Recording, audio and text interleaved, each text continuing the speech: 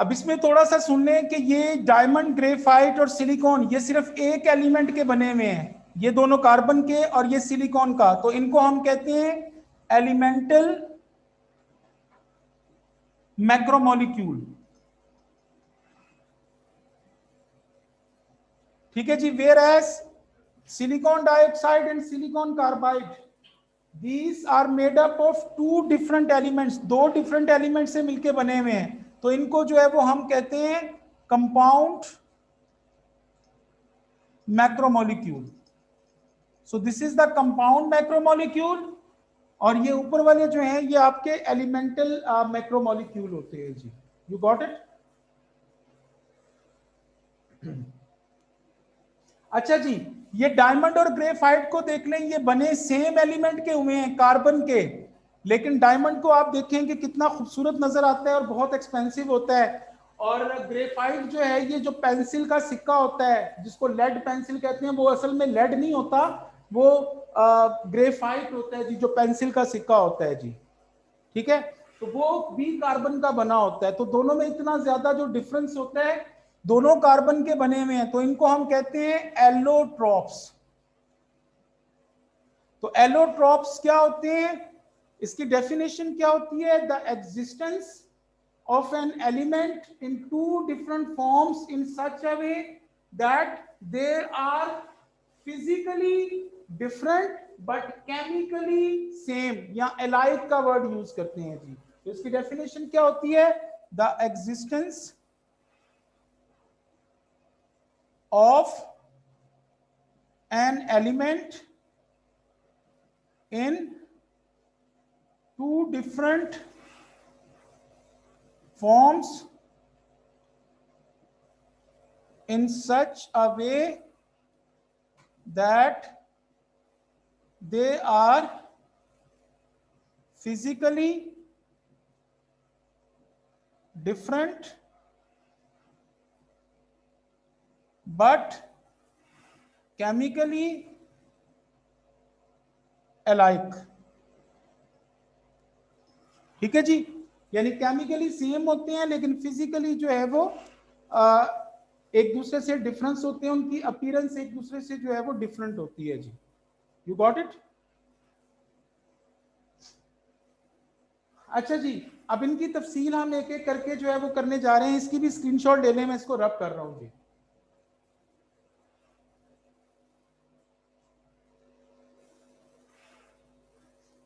सबसे पहले हम लोग शुरू करने जा रहे हैं जी डायमंड। डायमंड जो है इसकी क्या क्या प्रॉपर्टीज होती हैं उसको हम डिस्कस कर रहे हैं। डायमंड जो है मैंने बताया है कि इन diamond every carbon is bonded with the 4 carbon atoms, और याद रखो कि जब भी कोई एक एटम 4 उसने डिफरेंट बॉन्ड्स बनाए हो तो उसका स्ट्रक्चर जो है वो टेट्राहीड्रल स्ट्रक्चर होता है जी। Tetrahedral and 3 dimensional structure. ठीक है जी, तो डायमंड के बारे में जो है फिर पहली प्रॉपर्टी क्या होगी कि इन डायमंड ये, अच्छा जी, in diamond every carbon is bonded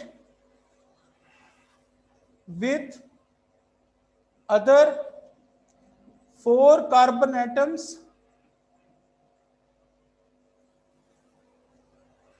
to form 3-dimensional tetrahedral structure।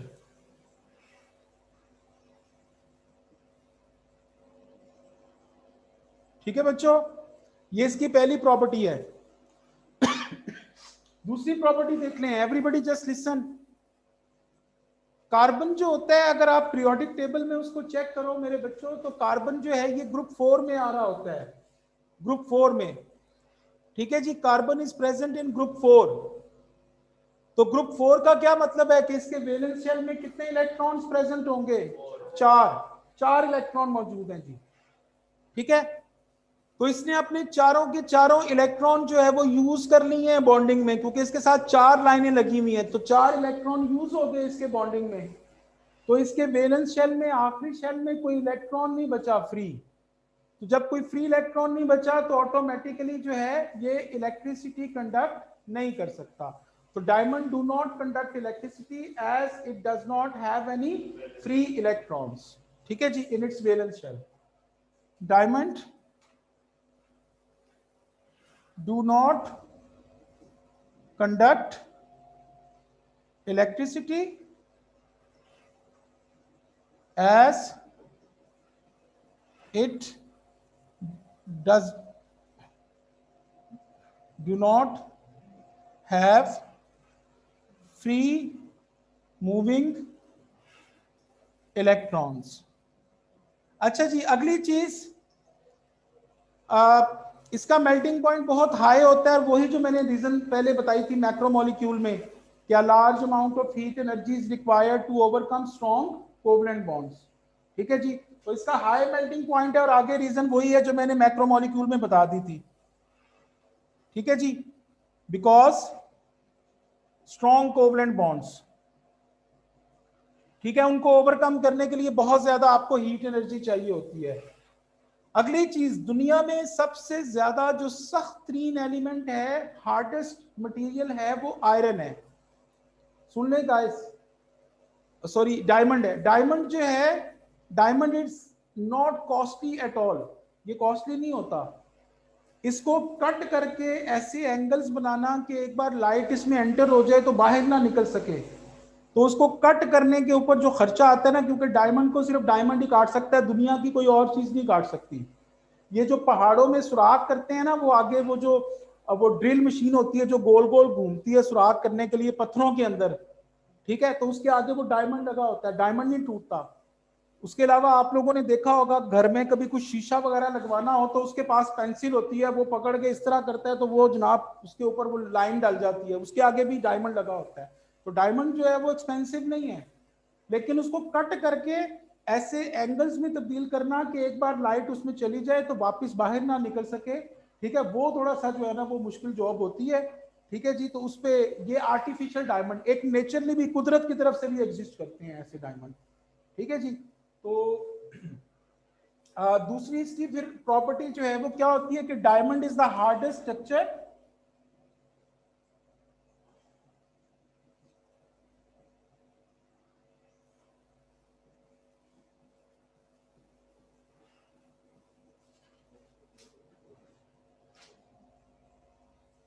and is used for number 1 cutting glass, और दूसरा इसका यूज क्या है एज ड्रिल्स। ड्रिल्स के तौर पे जो है वो हम लोग इसको यूज करते हैं जी डायमंड को। ठीक है जी, तो ये डायमंड की कुछ प्रॉपर्टीज आपने याद रखनी है। इलेक्ट्रिसिटी कंडक्ट नहीं करता, डायमंड में every carbon is bonded with the 4 carbon atoms to form 3 dimensional tetrahedral structure. Diamond जो है इसका मेल्टिंग पॉइंट बहुत हाई होता है because large amount of heat energy is required to overcome strong covalent bond, और diamond जो है वो दुनिया का सबसे हार्डेस्ट स्ट्रक्चर है। ठीक है जी, it is used in cutting glass and the second use that is as a drill. अच्छा जी, उसके बाद दूसरी चीज देखते हैं। दूसरी चीज आपकी है ग्रेफाइट।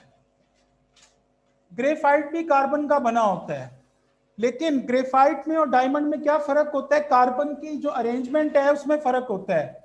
ग्रेफाइट में every carbon is bonded with the other 3 carbon atoms like that. यानी ये देखें, इस कार्बन को ले लें, ये 3 इसने कार्बन के साथ ज्वाइन किया हुआ है, और इस तरीके से ये लेयर्स बनी हुई है लाइक दैट। ये लेयर्स बनी हुई है, ये इस तरह करके लेयर बनी हुई है। इसी तरीके से ये दूसरी लेयर बनी हुई है जी, ये लेयर्स बनी हुई है। ठीक है जी, और इन लेयर्स के बीच में जो है इस तरीके से ये वीक फोर्सेस ऑफ अट्रैक्शंस होती हैं, वीक फोर्सेस प्रेजेंट होती हैं जी। ठीक है जी, तो इसका जो स्ट्रक्चर होता है वो लेयर्स में जो है वो होता है। इसके बारे में सुन लें सबसे पहले। ग्रेफाइट जो है इट्स स्ट्रक्चर, इसमें एक कार्बन जो है वो 3 कार्बन एटम के साथ ज्वाइन हुआ है, और इसमें जो है वो हेक्सागॉन्स बनी हुई है, 6 कोनों वाला एक स्ट्रक्चर। और ये 6 कोनों वाला स्ट्रक्चर चलता जा रहा है और लेयर्स बनी हुई है इस तरीके से, ठीक है जी। और लेयर्स के बीच में वीक फोर्सेस मौजूद हैं जी। तो चूंकि एक कार्बन जो है उसका एक इलेक्ट्रॉन जो है वो बॉन्डिंग में इस्तेमाल नहीं हुआ, क्योंकि कार्बन ग्रुप 4 का एलिमेंट है, इसके वैलेंस शेल में 4 इलेक्ट्रॉन थे, तो 3 इलेक्ट्रॉन तो यूज हो गए बॉन्डिंग में, एक इलेक्ट्रॉन यूज नहीं हुआ। वो क्या करता है, यहां से बाहर निकल के इस तरह लेयर्स के बीच में जो है कभी इधर चला गया कभी उधर चला गया, तो वो इलेक्ट्रॉन फ्री हो जाता है, तो इसकी वजह से जो है ये इलेक्ट्रिसिटी कंडक्ट करता है जी, ग्रेफाइट जो होता है। हालांकि दोनों कार्बन के बने हुए हैं। और दूसरी चीज, ग्रेफाइट को आप लोग एज अ लुब्रिकेंट इस्तेमाल करते हो। लुब्रिकेंट का मतलब ये होता है कि मशीनों के डिफरेंट पुर्जे जिन्होंने एक दूसरे के ऊपर चलना होता है, वहां पे ग्रेफाइट की लेयर लगा देती है। ग्रेफाइट की जो लेयर होती है वो स्लिपरी होती है। आप लोग पेंसिल का जो सिक्का है वो जब शॉर्प करते हो तो वो हाथ से इस तरह करो तो वो बड़ा नरम सा जनाब ऐसे स्लिपरी सा होता है, ठीक है जी। तो उसमें क्या होता है कि वो लेयर्स होती हैं एक दूसरे के ऊपर से स्लाइड कर जाती हैं, जब उसके ऊपर फोर्स अप्लाई करते हैं तो इसको लुब्रिकेंट के तौर पे यूज करते हैं जी। और दूसरा, इसको हम लोग इलेक्ट्रोड के तौर पे यूज करते हैं, क्योंकि ये इनर्ट होता है, किसी चीज से रिएक्ट नहीं करता, और दूसरी चीज जो है ये इलेक्ट्रिसिटी कंडक्ट करता है जी। और इसका मेल्टिंग पॉइंट जो है वो कम होता है, किससे, डायमंड से। क्यों? क्योंकि इसमें कोवलेंट बॉन्ड कम है, इसमें कोवलेंट बॉन्ड ज्यादा है। एक कार्बन ने 4-4 कोवलेंट बॉन्ड बनाए हुए हैं, यहाँ पे एक कार्बन ने सिर्फ 3 कोवलेंट बॉन्ड बनाए हुए हैं, तो इसके कोवलेंट बॉन्ड जो है वो वीक होते हैं as compare to the diamond. You got it? तो इसको लिख लीजिए।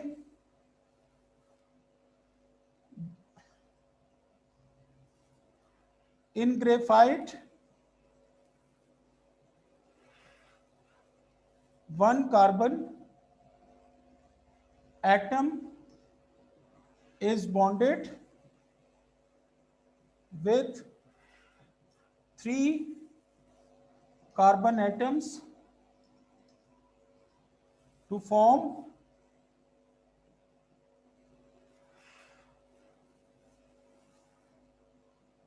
hexagons and layers.